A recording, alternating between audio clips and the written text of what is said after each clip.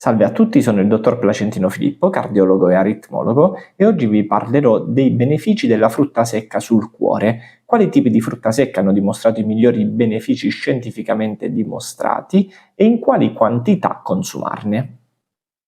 Per farlo ho stilato una top 5 con i 5 tipi di frutta secca che hanno dimostrato i migliori benefici sul cuore e sulla salute. Specifico che la classifica è stata fatta in base alla dimostrazione di studi scientifici e non solamente in base al potenziale del frutto.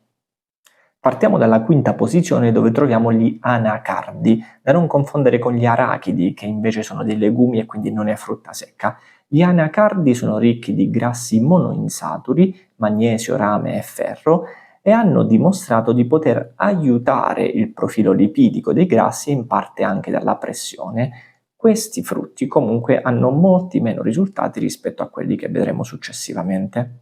Al quarto posto troviamo le nocciole. Anche le nocciole sono ricche di grassi monoinsaturi, quelli che vanno bene, oltre che di vitamina E, antiossidanti e fibre. Le nocciole hanno dimostrato dei buoni risultati nel ridurre il colesterolo cattivo LDL come antiossidante naturale per i nostri vasi. Anche le nocciole però non hanno gli stessi risultati favorevoli di quelli che vedremo adesso. Andiamo quindi al podio, dove sul terzo gradino troviamo i pistacchi. I pistacchi sono ricchi di grassi monoinsaturi e polinsaturi, che vanno entrambi bene, oltre che di fibre, fitosteroli e potassio. I principali risultati dimostrati dai pistacchi sono sul colesterolo sia totale che cattivo LDL e sul buon controllo sulla pressione arteriosa. Sul secondo gradino del podio troviamo le mandorle. Le mandorle sono anch'esse ricche di grassi monoinsaturi, oltre che vitamina E, magnesio e fibre.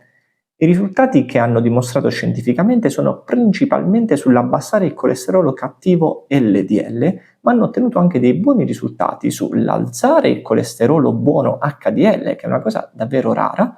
Inoltre hanno anche dei buoni risultati sulla protezione vascolare. E ora andiamo sul gradino più alto del podio. Prima però, se vi è interessato questo video, vi invito a mettere mi piace e soprattutto a condividerlo con i vostri amici. Un gesto che a voi costa poco, ma a me fa capire di essere sulla giusta strada e mi invoglia a fare altri contenuti, spero interessanti. Bene, è arrivato il momento di annunciare il vincitore. And the winner is le noci.